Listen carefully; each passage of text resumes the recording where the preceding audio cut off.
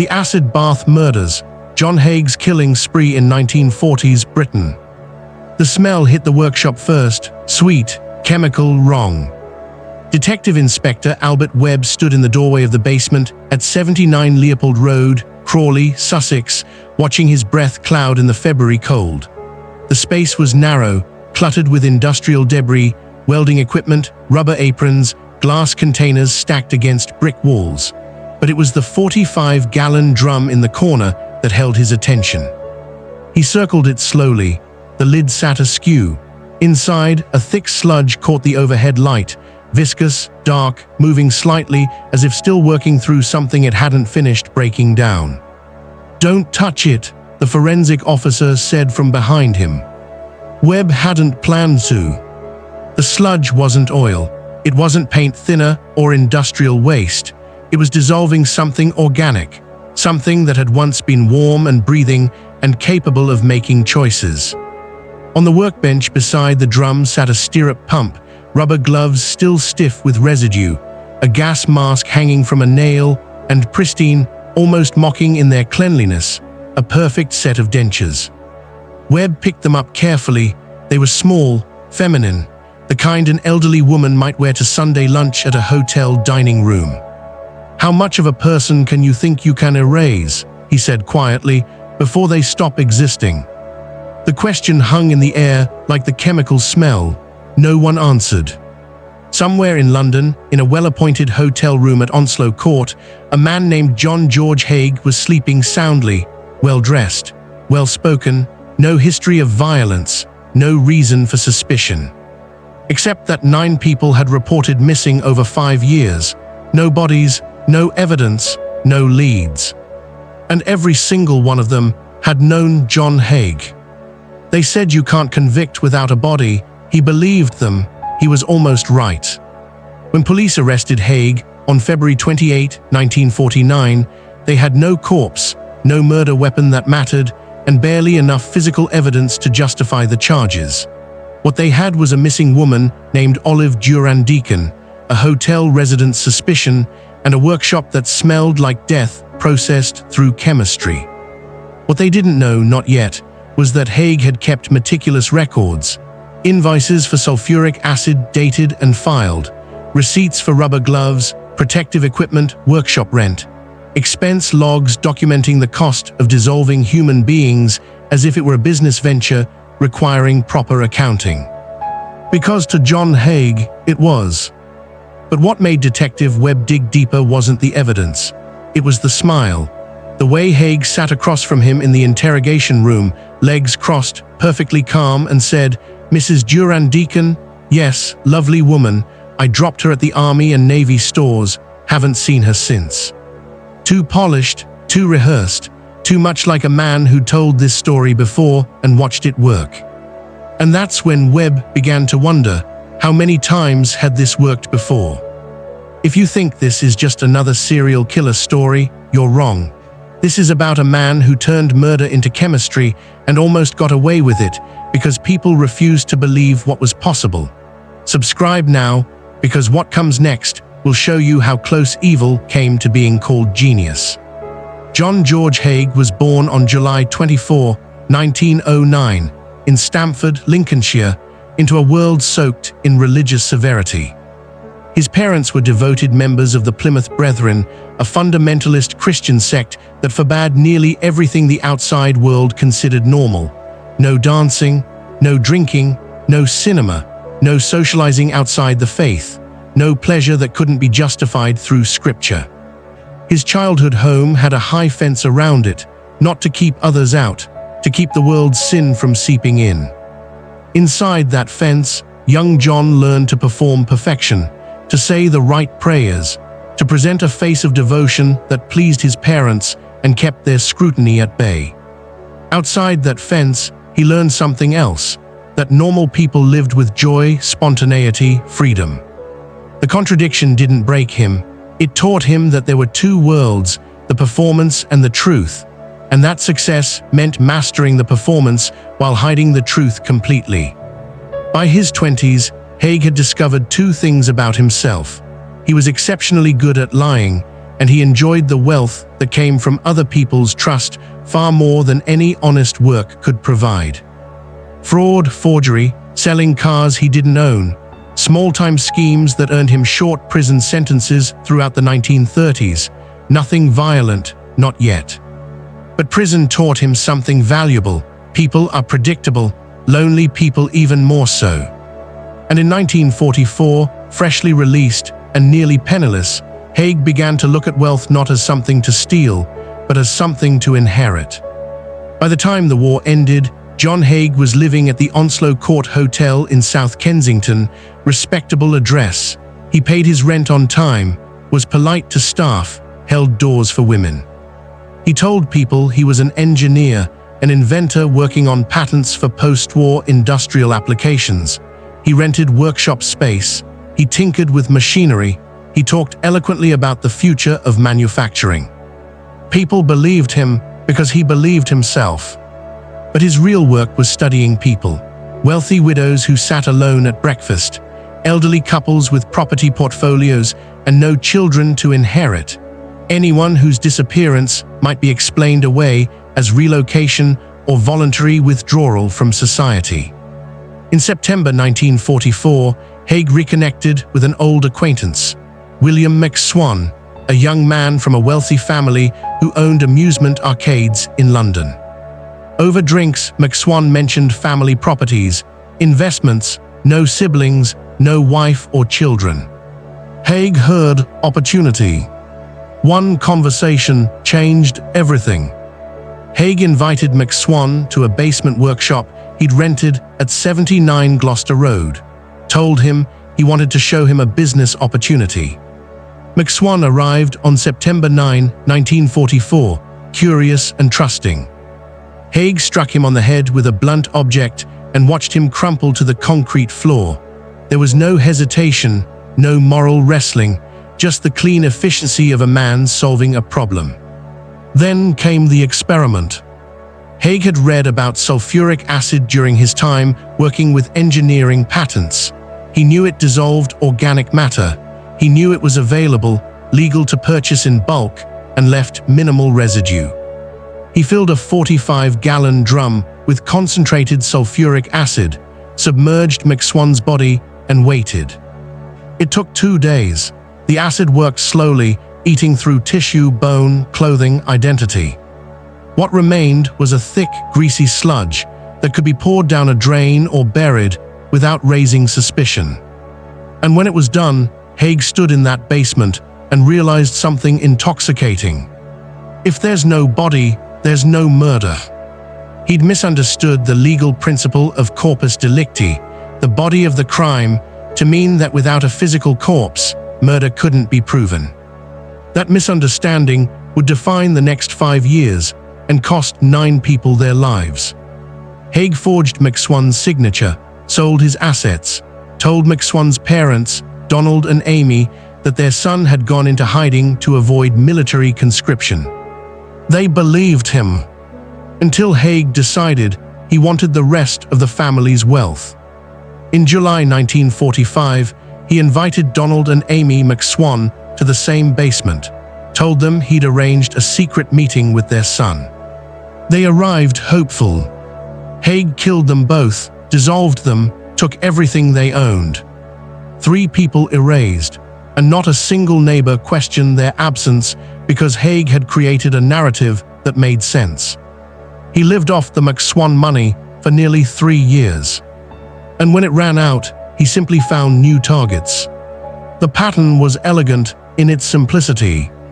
Haigh didn't hunt strangers, he cultivated relationships over months, polite conversation, carefully planted suggestions about investments.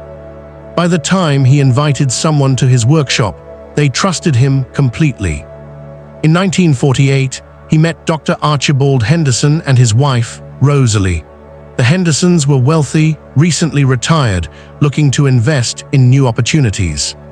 Haigh told them about an invention he was developing, invited them to his Crawley workshop. On February 12, 1948, Dr. Henderson arrived first. Haigh shot him in the head with a .38 Webley revolver. Then he called Rosalie, told her that her husband had taken ill suddenly. She rushed to Crawley in a panic. He shot her as she came through the door. Both bodies went into the acid. Both estates were liquidated through forged documents. He pocketed roughly £8,000, worth over £300,000 today. The acid baths had become routine, almost boring in their reliability. But greed doesn't stop when the money runs out, it accelerates. By early 1949, Haigh was broke again. He needed another victim. And she was living right down the hall. Olive Durand-Deacon was 69 years old, widowed, and comfortably wealthy. She lived at the Onslow Court Hotel and had known John Haigh for years as a polite neighbor. In early February 1949, she mentioned an idea: artificial fingernails, a business opportunity they could develop together.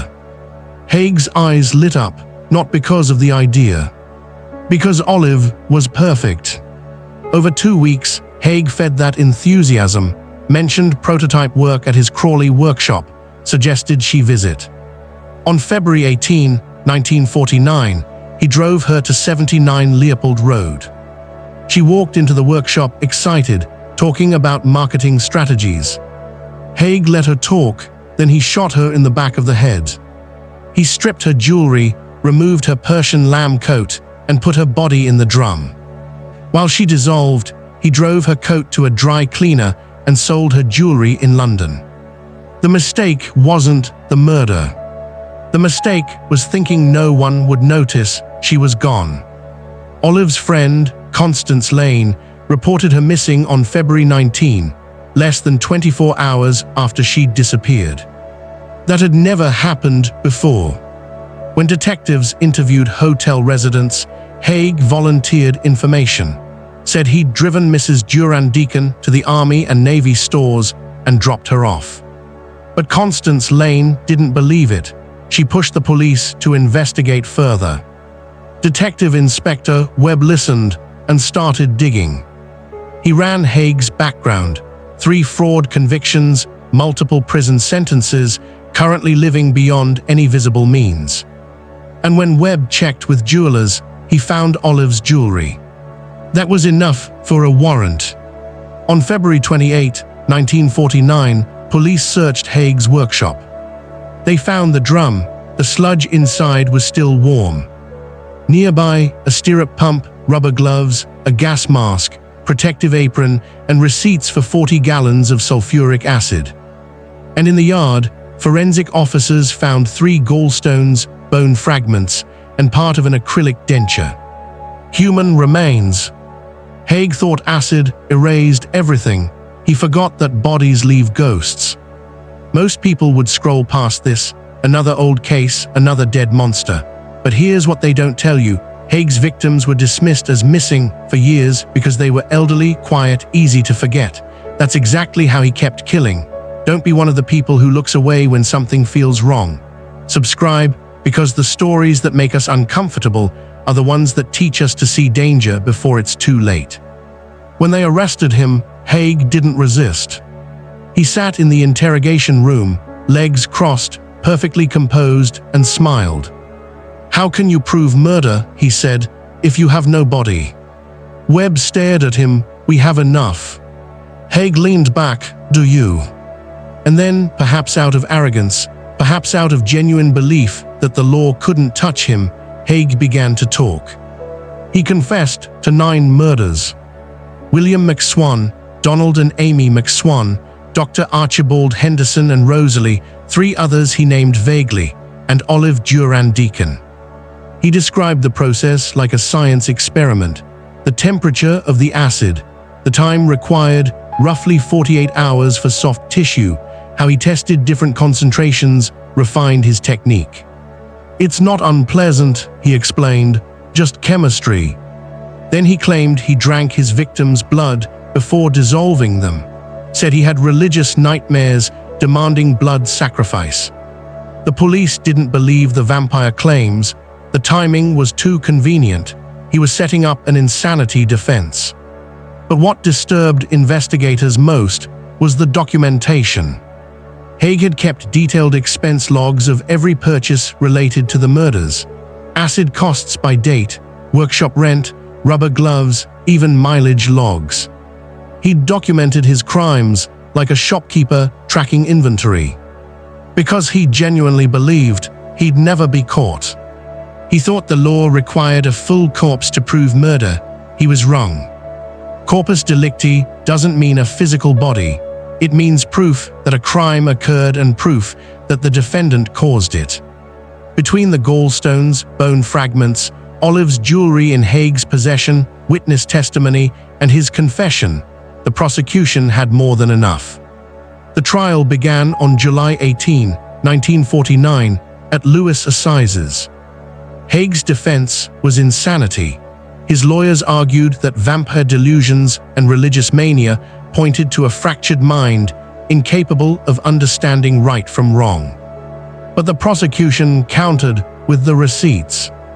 They presented Haigh's meticulous financial records, the forged documents, the calculated timing of each murder to coincide with financial need. "This is not madness," the prosecutor said. "This is arithmetic." Dr. Keith Simpson, one of Britain's leading forensic pathologists, testified about the remains. He matched the gallstones to Olive through her medical records. She'd had gallbladder issues years earlier. He identified bone fragments as human, showed that the volume of residue pointed to multiple victims over time. The evidence was overwhelming. Haigh undermined his own defense every time he spoke. He was too articulate, too composed, too obviously intelligent. He couldn't help himself. Narcissists need to be seen as brilliant, even when brilliance guarantees their execution. The jury deliberated for 15 minutes. Guilty. The judge sentenced George Haigh to death by hanging. In his final days, Haigh gave interviews, signed autographs, asked his lawyer, "What are the chances of having my wax figure in Madame Tussauds?" He wanted immortality. On August 10, 1949, at 9:00 a.m., the trapdoor opened beneath Wandsworth Prison's gallows. John Haigh dropped, his neck broke instantly. And for years afterward, no one spoke his name unless they had to. The families of his victims never got full closure. Most of the bodies were never recovered. What remained after the acid was gone beyond retrieval. They held funerals with empty coffins, mourned without remains to bury. After Haigh, courts solidified the modern understanding of corpus delicti in British law. You don't need a complete body, you need proof of death and evidence linking the accused. It was a necessary evolution, but it came too late for 9 people who dissolved into silence. Haigh's workshop was demolished in the 1950s. Nothing remains, no plaque, no marker. Just an address that locals avoid discussing. But the case left a deeper scar. How many lonely people vanish without anyone noticing? Olive's life was saved, or rather, her death was avenged by one person who refused to accept a convenient story. Constance Lane pushed, questioned, made herself inconvenient. That persistence caught a serial killer. What about the others? William McSwan's parents believed their son was hiding for over a year. The Hendersons' friends assumed they'd moved abroad. No one dug deeper because the explanations were plausible and the victims were easy to forget. Elderly, quiet, disconnected. The kind of people society trains itself not to see. And that's what John Haigh understood better than anyone. He didn't prey on the vulnerable because they were weak. He preyed on them because they were invisible. Because what happened in that Crawley basement wasn't just his crime, it was our indifference to the invisible. If Olive Duran-Deacon's story shook you, don't just move on. She was reported missing, and one friend refused to let it go. That persistence caught a serial killer. Subscribe so these voices don't fade into forgotten headlines. And if you won't, tell us in the comments what makes a victim worth remembering. Maybe silence has its reasons, or maybe it's just easier. John Haigh once said, in that calm voice he maintained until the noose tightened, "It's not murder if there's nothing left to bury." But Olive's gallstones proved him wrong. 3 small stones, no bigger than pebbles, dense enough to survive concentrated sulphuric acid, unique enough to match medical records. They were enough to hang him. Modern forensics would have caught Haigh in days.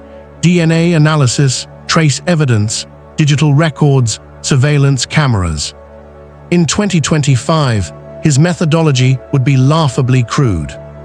But in 1949, they barely had enough technology to stop him at all. We've gotten better at finding bodies. We are still learning to notice the missing.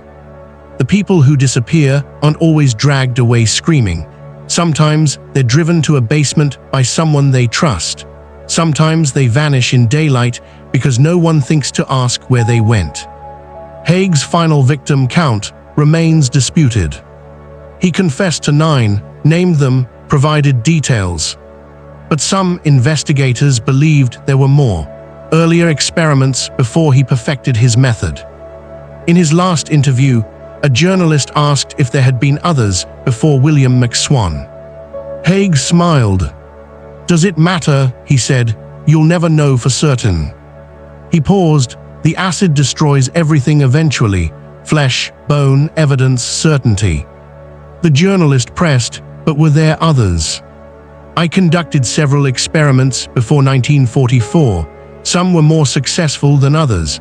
That's the scientific method, isn't it?" He wouldn't say more. The acid destroyed the evidence. Time destroyed the possibility of investigation. But it couldn't erase the question. Somewhere in the years before 1944, there may have been others. People who dissolved into history without names, without gallstones, without anyone like Constance Lane to refuse the easy answer. An empty drum, a demolished building, 9 confirmed names on a list no one read until it was too late. And one question that lingers. How many trials did it take before John Haigh perfected his method? We'll never know. And that uncertainty is perhaps the most haunting part of the acid bath murders. Not the confirmed 9. The possible others. The ghosts that don't even have names. Just absence where people used to be. But if you think John Haigh was Britain's most calculating killer, you haven't heard about the nurse who smiled through 400 deaths. That story drops next week. Subscribe, because history's darkest minds didn't stop in the 1940s.